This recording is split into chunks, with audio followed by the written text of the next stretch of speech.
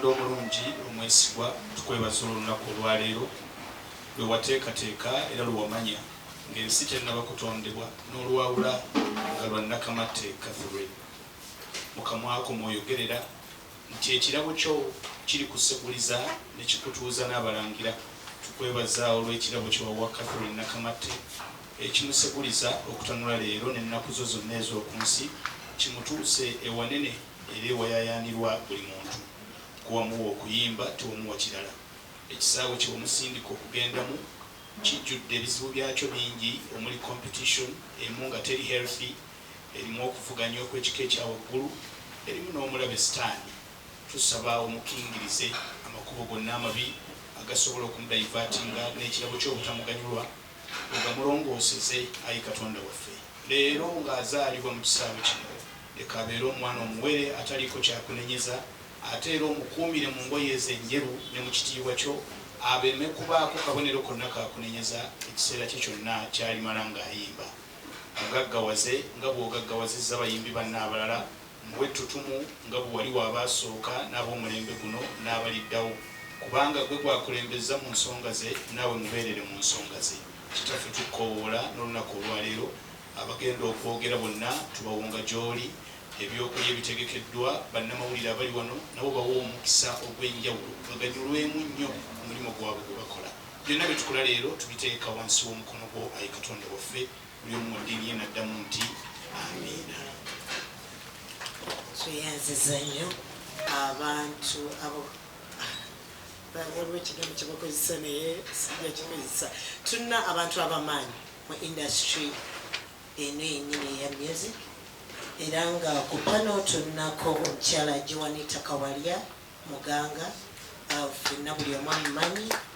Tulinako Sophie Gombya Nabukalu, ne tubeerako ne producer Jona.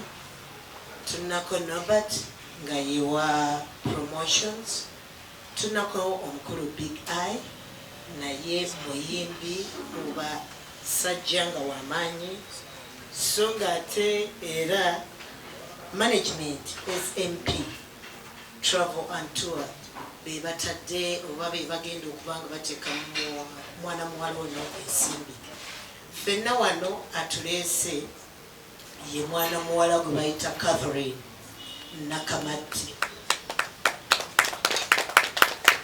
Muyinza okuba abasinga obungi mulaba omulundi ogusooka, naye nze ennyimba ze eziwerera ddala azikubye era aziwadde promotion ey'amaanyi. Muyimbi w'amaanyi, ajja kubawo muyimbi w'amaanyi singa mmwe abali eyo mugezaako obutamuteekako nnyo negativity eyo.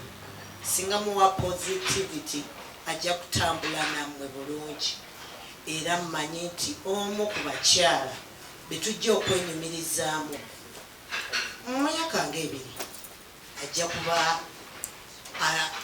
w'amaanyi ddala. Oba guno gwe tusoose ogujja tumanya tetujja kubanga tumwogerako. Genda kusaba omukyala Joanita Kawalya muganga abeeko kyayogera eri omwana ono Catherine Nakamate. Neyanziza nnyabo nakama w'omukulu guno mukyala Sara Kabenge, ate neyanziza nnyo okuba nti omuyimbi ono yennyini yasabye imbere ku mukolo gwe.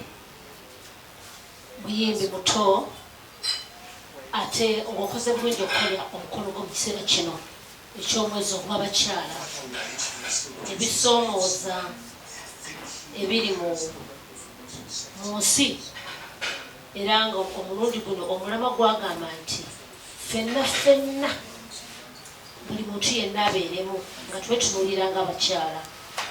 Kati nkutunuulira ng'omukyala omuto azze mu kiseera ekizibu olw'ensonga nti ebyenfuna mu ggwanga lino oba oliawo mu nsi yonna, kubanga omulundi guno bassebe ne bannyabo tulina ensi ziwerako, nga n'ensi bafanda baffe nga Uganda, Abamerika balina okulonda.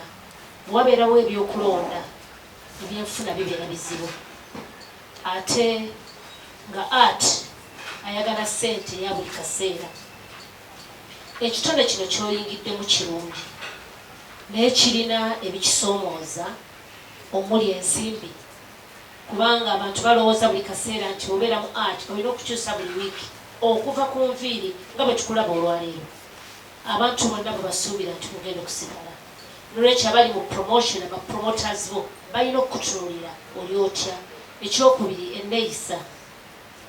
Nze natandika okuyimba ku myaka 5 n'okutuuka leero nnyimba, naye Katonda ndeze bulungi nga bw'ompisa okubeera ku mukolo guno. Njagala obeera omuntu awa abantu ekitiibwa. Bw'onooba n'ekigambo empisa kijja kukulera, ojja kulaba ng'otuuka ku bintu bingi. Nasiimwa maama Nabagereka okulebera ekisaakate kye n'embeera bwe bayita Nabagonjozi. Kitiibwa kinene nnyo era singa naliko ebbala n'alibadde siriiyo. Ekyokubiri, nkola n'ekitongole kye bayita Makerere University John Hopkins ng'akiikirira community nga ndi okutunuulira ku bulwadde obwa mukenenya. Ebyo byonna ebitongole binene. N'ekirala bakiyita National Research Committee kiri wansi wa Uganda National Council of Science and Technology gye bayita Innovation. Kakati ebitundu ebyo byonna tosobola biyingira. N'ekirala Uganda bingi nnyo, njogerako bitono.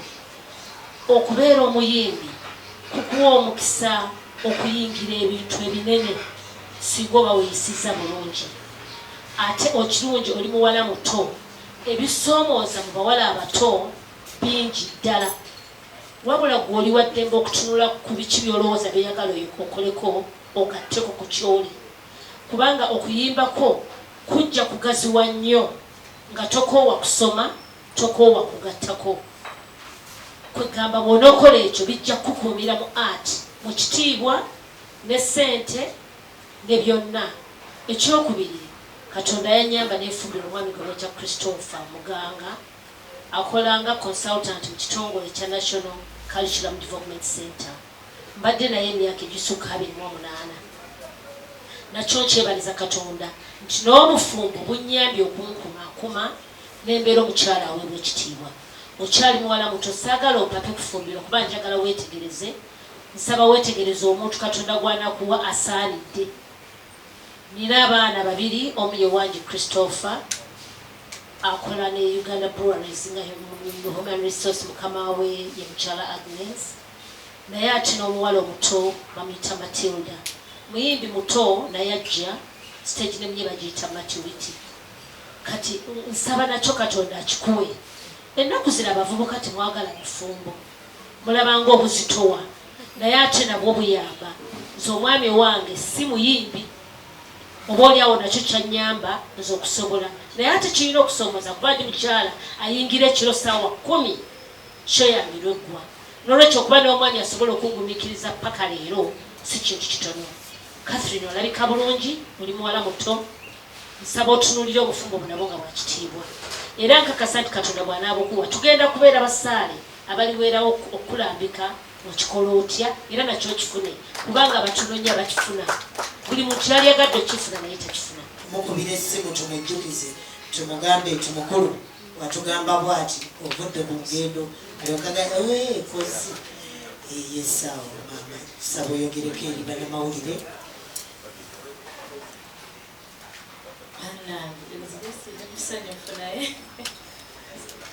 Amanya n'eddoboozi bamutaka Nakamate, erinnya bampita Catherine Nakamate, nze nyumami amanya gasaba sajja yekka.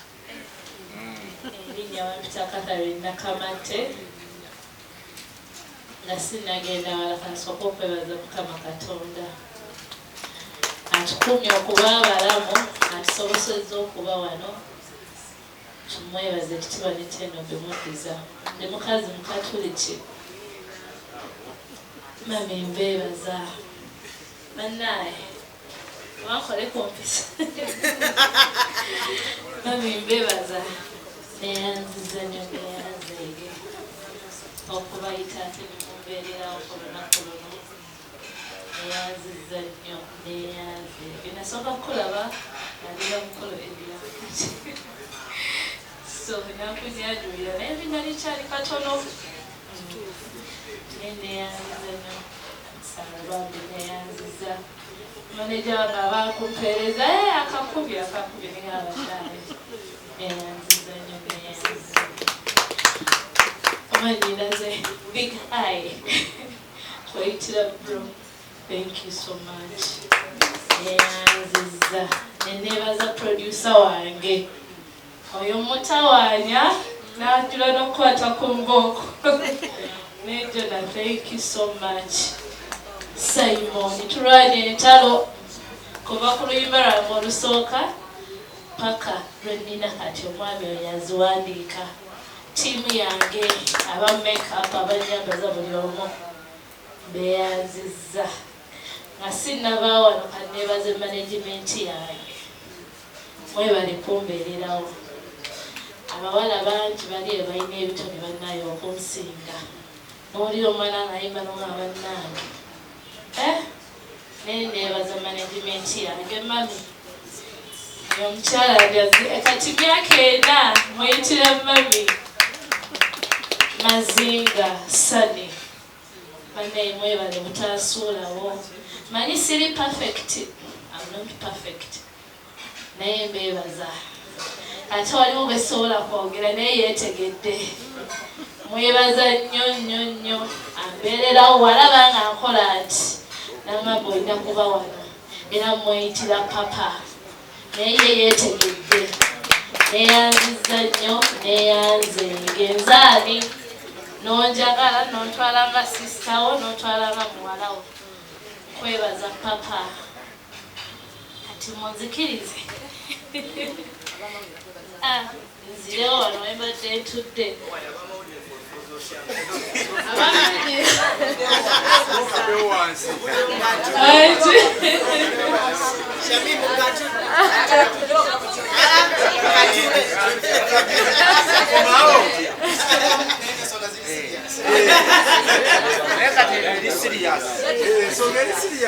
omukyala Shamimu webale wamwamba ekigambo ekya naye nakitwala ng'ekyamakulu. Kwebaza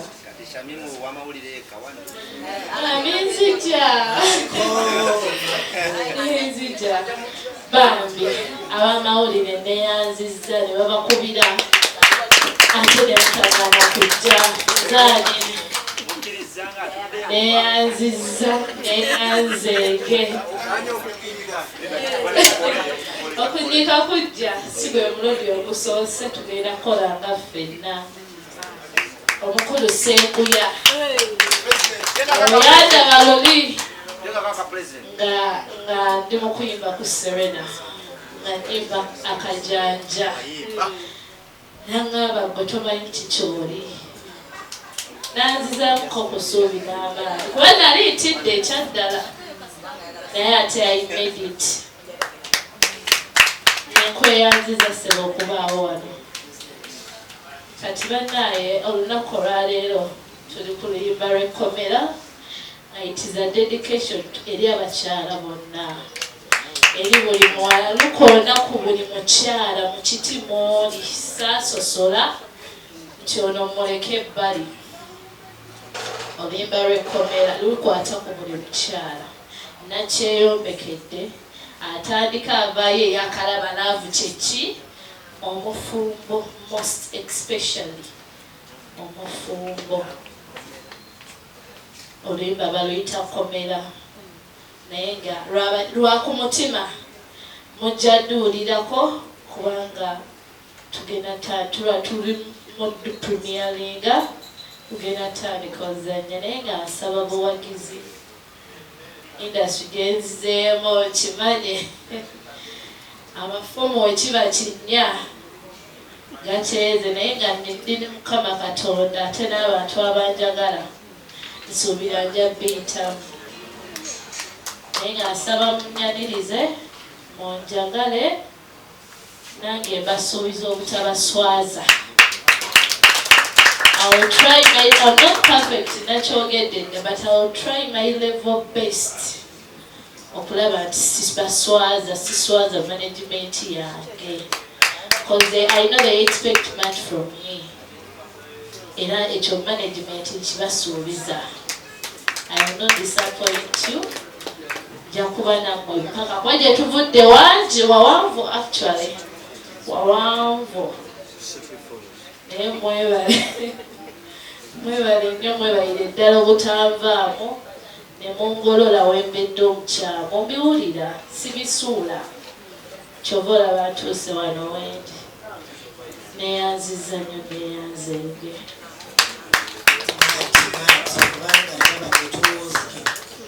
amasiga gayinza okuvaayo naye nga tegannavaayo kati yesawa yamu bannamawulire okubaako bagiyita kajaji wabukangabuzi obujajijaji wabubuzi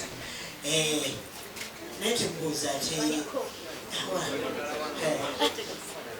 mamaigazudde natayinza tabuuza kikambwe naye tukubirire muko akazindalo bakabampeere mubuuze ebibuuzo ndowooza tubuzeeyo nga bimeka bisatu bimala ono abasaliddewo bisatu bagambye bisatu naye nga birimu omusanvu the best of emusimazinga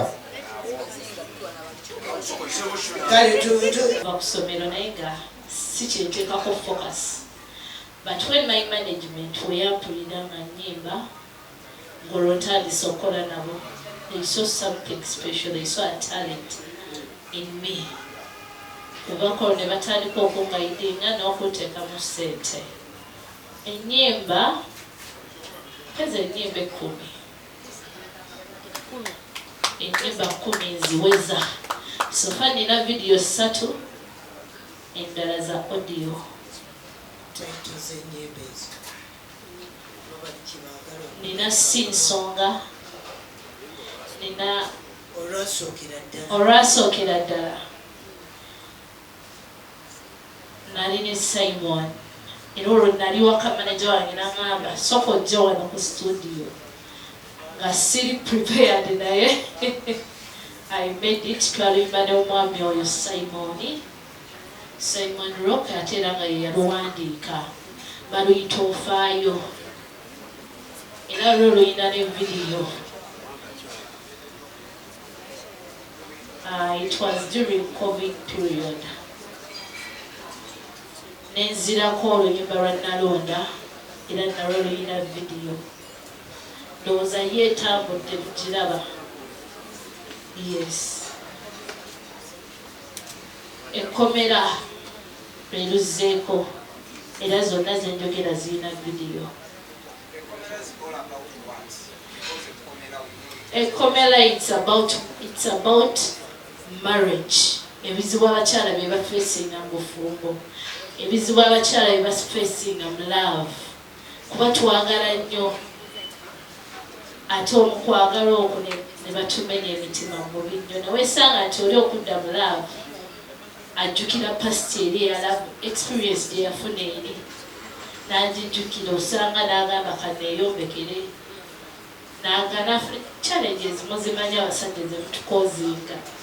Naye ate nga like it or not, love is part of life. You have to move on. N'omuntu addako oyagale. So that's the song all about. Lastly, away from music, which area of you, because I am saying which could that's man Ndi mukozi mu company eya SMP Tours and Travels. Kola ba secretary. Yes, tugenda kufunayo omuntu omu era nga yagalawo.